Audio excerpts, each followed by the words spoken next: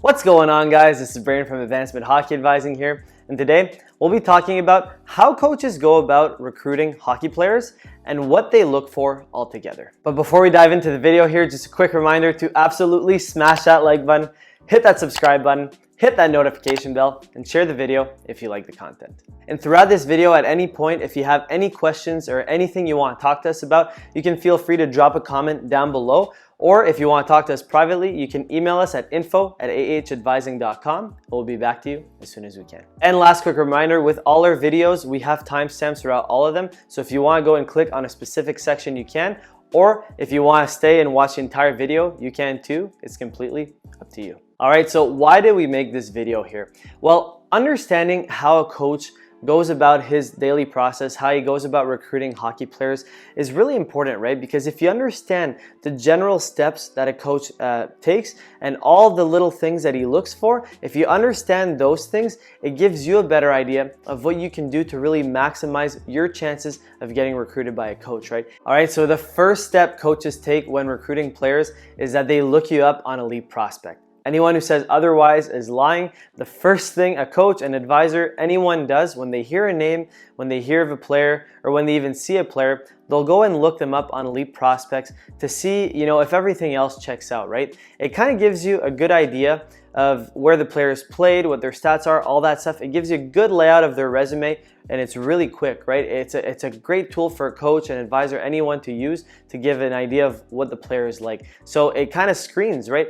It screens for the coach like, okay, should I invest more time and energy in this player, or should I just kind of move on? He's not the right fit. So that's the first thing that they do. So because you know this now, if you go on Elite Prospects and search your name and you see some of the info is wrong, definitely tell the coach right away. And you can even contact eliteprospects.com and try and get them to change some of the info if you know it's wrong and if you have proof of it, right? It's really important that this is on point because it's the major tool that most coaches use to look up players. So really make sure, one, if you can get the info accurate, great. And if you can't, let the coaches know whenever you're communicating with them. This is really, really important to make sure all the information is accurate. All right, so what they look for on Elite Prospects, well, the biggest thing they'll look for first of all is position, right? To make sure you're the right position, you're the right fit for the program.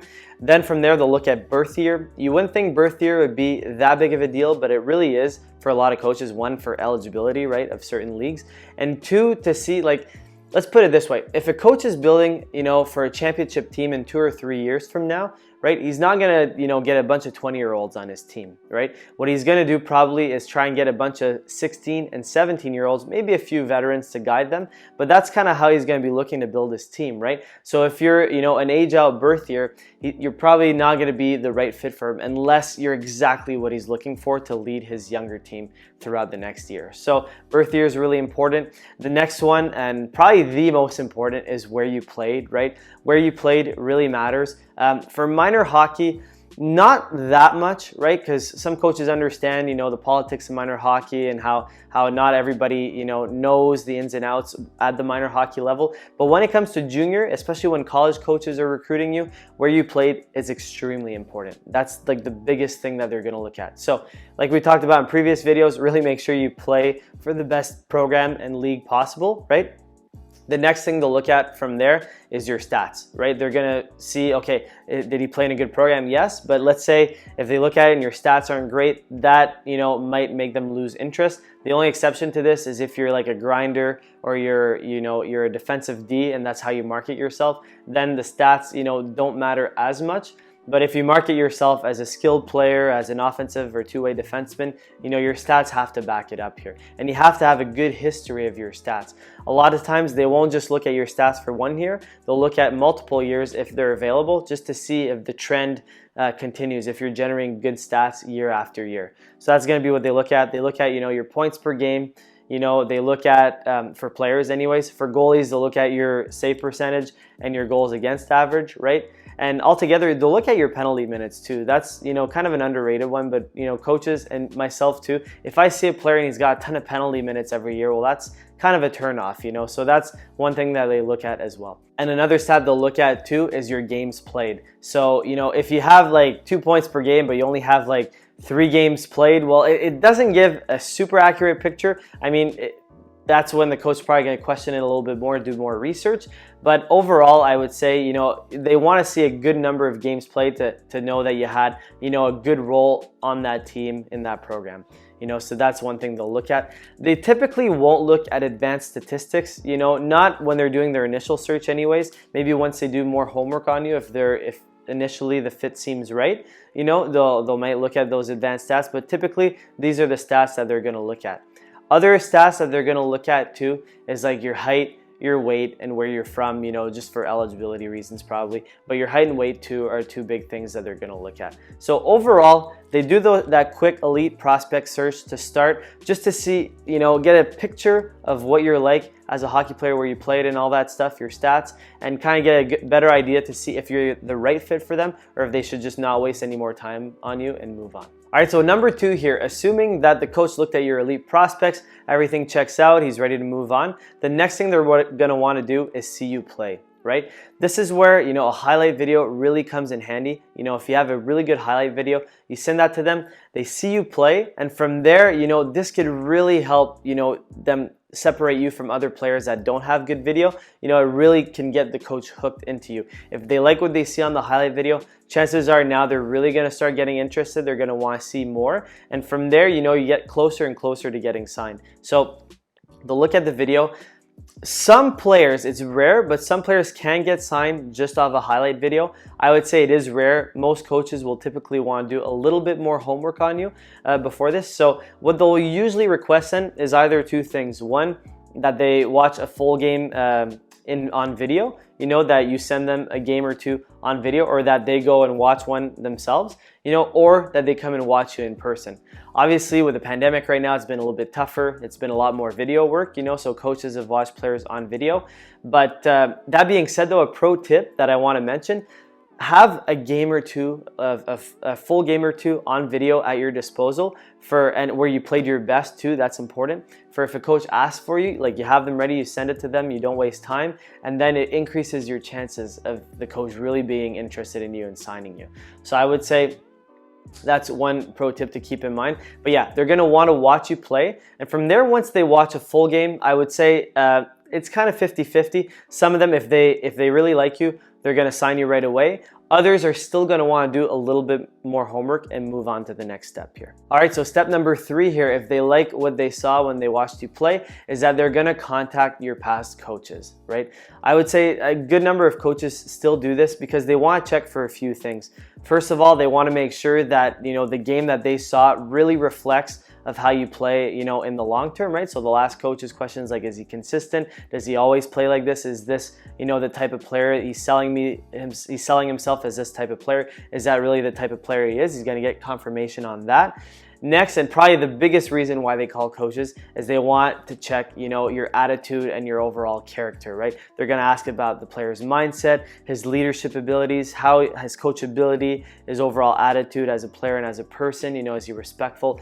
All that kind of stuff they're going to ask your coach about, right? They want to know that because that's something that the stats in the video don't show, right? So it's something that they're going to want to know about. And last but not least, for schools that, you know, have academic, or not schools, I should say, programs where academics do matter, like NCAA coaches and prep coaches, you know, they might not ask the coaches, they might just ask the player and ask for transcripts, but they might also ask the coach, like, how is he in school? How is he academically? Typically here, they don't really care that much about it. They just want, you know, make sure the box is checked and that the player is good academically.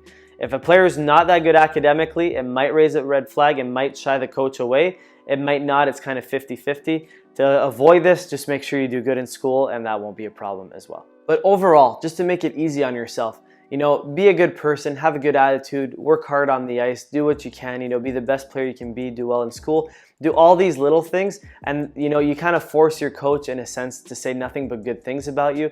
And if a coach says nothing but good things about you, at this point, it's almost a done deal.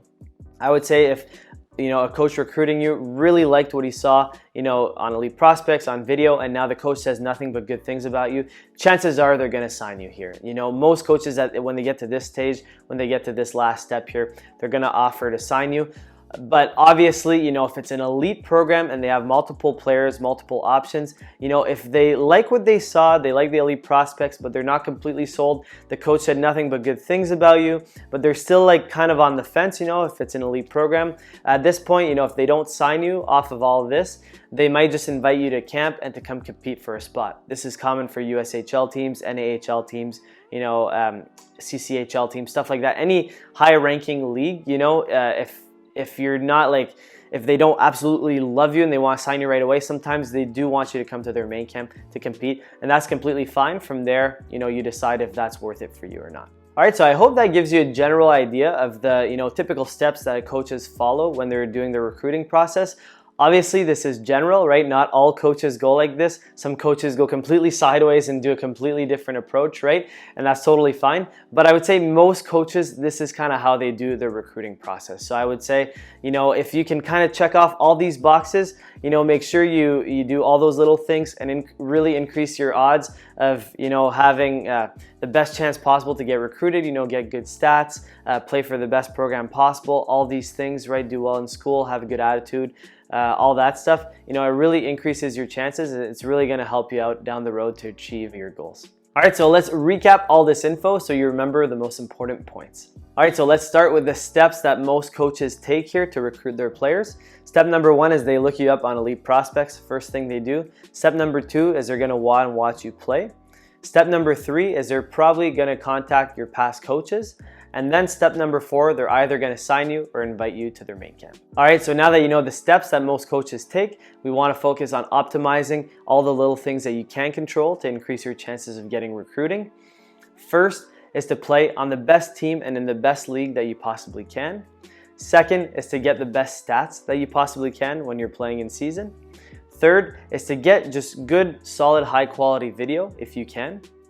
Fourth is to get the best grades that you possibly can. And then fifth is just to have a solid attitude and solid character throughout the entire process that you're playing. All right, guys, that's it for the video. But if you haven't already, just feel free to absolutely smash that like button, hit that subscribe button, hit that notification bell, and share the video if you like the content. Also, if throughout the video you had any questions, anything you want to talk to us about, feel free to drop a comment down below or email us at info@ahadvising.com and we'll get back to you as soon as we can. Also, if you want to check out our other platforms, to see all the other things we're up to, you can check out our Instagram, Facebook, LinkedIn, newsletter, website, all that kind of stuff. If you click the link down in the description below, it's going to give you nice access to all of it. And that's it, guys. Thanks so much for watching. We hope you enjoyed the video, and we'll catch you on that next one.